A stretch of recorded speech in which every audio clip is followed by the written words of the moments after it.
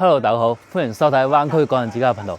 今日咧就嚟到我哋中山嘅山鄉，同大家介紹我哋呢個樓盤駿景峰啦。從呢度望上去咧，就係依次就係30、31、32、33、34 5棟樓去組成嘅。咁依家我所處咧就係樓下嗰個高爾夫練習場哈。依家睇到都好多人喺度打緊球，50碼、100碼、85碼，睇邊個揈得遠啲。咁呢度咧佢練習場嘅，練習場大概係100蚊一框球咁樣去打完就為止㗎啦，就係咁樣。咁從呢度望過去咧，就係我哋嗰個別墅區，就係大家通常所講嘅山鄉嘅富人區咯。呢啲別墅基本上都係6、7、8平方都有㗎啦，所以都係比較大。平時我哋喺個駿景峰上邊高層望落嚟呢個景觀咧，就係可以睇到高爾夫球場啦，同埋呢個湖景，同埋呢個別墅景，3重景觀嘅。同埋再望前翻少少，我哋山鄉成個景觀都睇晒嘅。咁呢個高爾夫球場目前嚟講，我覺得性價比好高嘅，唔可以同珠海一啲嚟比啦。呢度都有個價錢嘅，性價比都非常高，大家有興趣都可以過嚟呢度打高爾夫。呢度咧就係價錢喺度寫得好清楚，100蚊咁樣就可以上啦。呢個中山溫泉呢個舊場就係所指呢一個啊嘛。咁呢度咧都有啲價錢喺度嘅，轉頭我都寫上去，大家有興趣嘅話就可以喺呢聯繫喺度打波，係啦。咁依家咧我哋就從呢度行過去我哋嗰個駿景峰嗰個樓盤嗰度睇一睇依家在賣嘅樓盤喺邊度啦，同埋幾多錢，格局係如何嘅？依家咧就嚟到我哋嘅駿景峰小區個門口啦。呢度咧就係當作係一個半人車分流啦。咁呢條路咧就係我哋嘅人行道啦。往呢度過去就係我啱先嗰個高爾夫練習場嘅出口，嗰度都有茶飲嘅，簡單嘅早茶。本身嗰個位置咧，白色嗰度咧就係原先駿景峰嘅售樓部，不過已經拆咗啦，搬咗過嚟呢度。搬咗過嚟呢度。呢度咧就係嗰個小車嘅充電樁，慢充嚟嘅，2、4、5個位置。呢度慢充。假如你唔有充電車嘅，要有電車嘅，自己又冇充電樁嘅，咁喺呢度充咯，大概1晚80蚊咁樣啦，充滿啦80蚊，按照60、70度電嚟計。咁呢度咧就係34棟，然之後依次到呢個33棟，同埋主要個依家在賣咧就係32、33、34，咁後邊嗰啲咧就31啊、32啊、30啊，呢啲就賣晒噶啦。主要就係32、33、34 3棟樓3棟樓。平時咧呢度當作半人車分流，呢度都可以停車嘅。咁佢後邊嗰度咧都有個泳池，不過應該都未開，因為佢依家啱啱開始夏天，啱啱先開始夏天，可能要過一段時間再開業吧。咁呢度咧就係嗰個練習場啦，我哋啱先咧就喺對面嗰度行過嚟嘅。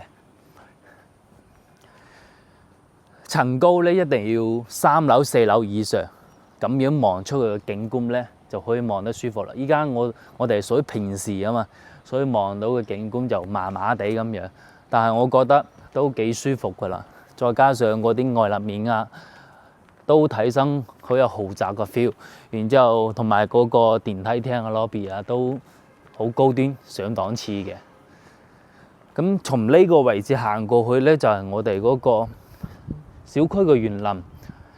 有啲簡單嘅兒童遊樂場啦，同埋嗰啲嘅康樂設施啦，即係老人家玩嗰啲器械。呢度仲有一個乒乓球台啦。佢呢個小區都屬於抬高式嘅，因為同我哋個下邊嘅別墅咧係持平嘅，咁我哋平時喺呢度望出去嘅時候咧，都係有3層樓高、4層樓高咁樣嘅。泳池咧就喺後邊，泳池一後邊就遮住咗噶啦，呢啲花草就遮住啦，就係呢邊嚇。我哋嗰度行入去就係我哋嘅泳池嘅。咁我哋依家就先上去34棟嗰度睇下佢個電梯廳啦，即係大堂啦，同埋個樣板房。因為佢34棟係啱加推出嚟嘅，景觀都係望兩邊雙露台嘅。價錢咧大概12000蚊咁樣，因為畢竟呢個樓盤都算係山鄉嘅一個豪宅區嚟㗎啦。咁大家又中意個景觀啦，又中意山鄉個位置，咁呢個樓盤咧就不妨過嚟睇一睇，實地考察。佢交樓標準啊，同埋樓盤嘅質素啊、景觀啊都係唔錯嘅。當然買呢個樓盤大部分都係衝住個景去買嘅，就睇大家認為呢個景值幾多錢啦。咁依家我就喺34棟嘅樓下啦，咁呢邊咧就係嗰個售樓部，依次打過去咧就係33、32、31、30嘅。咁右手邊嗰度咧就係物業管理處嘅。目前嚟講，我哋睇咁多中山嘅樓盤啊，即係你價錢相對12000蚊左右嗰種嘅價錢嚟講嘅話，呢個 lobby 真係做得好靚㗎啦，好似去到嗰啲5星級酒店大堂咁樣。6米嘅程度啦，同埋做埋呢啲座位俾啲客人喺度休息，同埋嗰啲燈光啊，包括空調啊，都係每一日開住喺度嘅，即係你入到大堂都非常舒服啦。同埋佢有一個豪宅嘅設計就係點樣咧？就係每門口直對嗰個電梯，佢就要轉翻一圈，再到嗰個電梯廳，咁就係我哋呢個電梯廳啦。咁我哋依家就轉頭上去21樓睇睇實地板房。依家上到嚟我哋34棟嘅21樓04戶型，亦都係126平方嘅嚇。咁入到門咧就係我哋嘅入戶花園啦，即係呢邊就有鞋櫃，呢度咧就有飄窗位置。睇翻個人需求，要唔要再整多個櫃喺度都可以嘅。咁入到嚟就係我哋南北通透嘅一個雙露台位置啦。呢個客廳非常舒服，好涼爽啊！依家吹到我啊！呢啲風啊都有啲凍凍地，因為今日個溫度咧係比較低嘅，大概係22度咁樣所以個風吹到可以講係夏天唔使開空調啊，都好舒服噶啦。咁呢度望出去嘅景咧係朝東嘅，朝東望晒我哋成個山鄉噶啦。下邊嗰度咧就係嗰個別墅啦，駿景峰嘅別墅，佢嘅價錢大概600萬到800萬之間啦，咁就都唔係好值得推薦俾大家噶啦。咁我哋嘅駿景峰呢個項目咧，佢喺山鄉度都算係一個豪宅區嚟㗎啦。咁呢度就係廚房位置，呢個廚房位置，然之後呢度客廳擺咗個錄音位。咁呢個位置本身就係一間客房嚟嘅，佢就做咗少少改造，就做成咗一個紅酒區或者雪茄吧、威士忌吧咁樣俾大家一個酒吧台喺度，吧台喺度飲下嘢、食下嘢。正常咧，嗰間房交樓標準嘅喺間房嚟嘅，門口就喺呢度出嚟嘅。然之後佢就做咗少少改造。咁呢度咧都係陽台封咗起身啦，呢度封咗起身嘅陽台。然之後望出去咧就係嗰個中山嘅大家叫做富人區別墅區。因為點解咧？因為呢啲別墅咧，佢唔係按一棟棟買嘅，你自己買嚿地落嚟自己起。有啲咧就係嗰個開發商咧自己起到啲框架。然之後俾你買落嚟，反正一棟大概要1000萬左右啦，面積比較大，所以就叫做呢片區咧叫做富人區。呢度駿景峰同埋隔離嗰個碧桂園天悅府，當其時嘅價錢高峰嘅時候都賣到14000、5蚊嘅都係，反正呢個片區叫做富人區啦。咁依家駿景峰嘅價錢咧都係12000蚊就可以攞低啦，都唔算好貴，再加上呢啲景觀啊，同埋嗰個位置啊，樓盤嘅質素啊都唔錯嘅。咁呢個小陽台咧就連通個客房，咁就喺呢個客房度做咗嗰個茶室咯。都幾他條下嘅。假如呢種嘅改造啦，我就睇個人需求需唔需要。反正呢個戶型就係4房嘅，126平方，景觀係冇錯噶啦。呢種兩邊睇翻我哋嗰個山鄉嘅城區位置啦，又睇翻我哋高爾夫景觀啦。呢度平時我哋睇板房好少有做浴缸嘅，咁呢個板房咧做咗浴缸。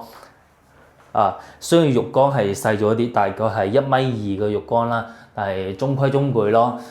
咁個視野嚟講，無論係房入邊又好，定係大廳又好，呢啲視野基本上可以講係冇遮冇擋噶啦。嗱，呢個主人房景觀望出去都係居高臨下嘅。咁呢一個咧就係作為我哋依家駿景峰新家推嘅一個戶型，126平方，即係依家嘅無論個樓層又好啊，都係比較多揀嘅啊。假如大家有興趣嘅，想了解駿景峰呢個樓盤或者了解呢個戶型嘅，都可以私信我聯絡我，然之後我發啲詳細價錢俾你睇一睇。又或者咧就喺香港安排車接你上嚟實地考察嘅。哇！呢個景觀你敢相信嘛？喺中山嘅山鄉，你就可以攞低呢一個睇高爾夫球景同埋山景、湖景、別墅景嘅景觀。呢度係我哋嘅33棟22樓04戶型啊，89平方嘅。你冇睇住佢89平方做3房，但係呢個景觀嚟講嘅話係絕對之無敵㗎啦啊！89平方，依家所剩嘅單位貨量唔係好多。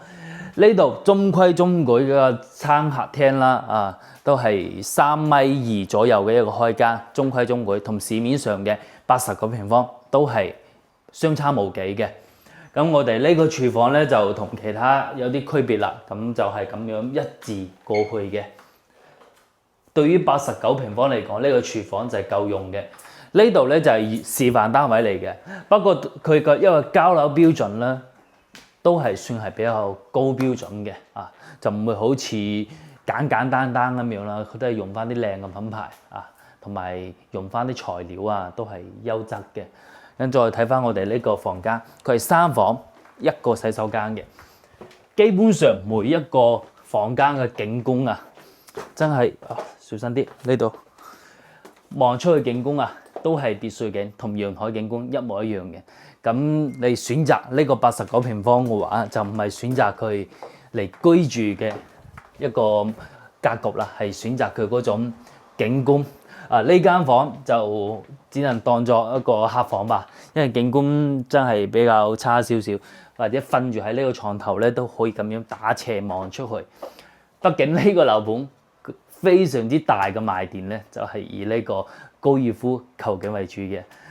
咁呢度去到港珠澳口岸嘅話，都係25分鐘。打車嘅話，大約係40蚊咁樣啦，就可以到噶啦。即係打我哋啲車啊！呢個直角窗啊，大家依家喺網上見得比較多，咪就係話嗰4.0住宅全部都有嗰啲直角窗嘅。其實駿景峰咁早期就已經有嗰種嘅直角窗喺度啦。咁呢種嘅景觀坐喺呢度，瞓喺呢度睇住個書或者玩手機。呢種景觀真係成個人，就算我加班落夜班翻嚟，我瞓喺度睇住啲景觀，我都已經非常舒服啦。今日咧，我哋就睇咗89平方嘅3房啦，同埋126平方嘅雙陽台4房。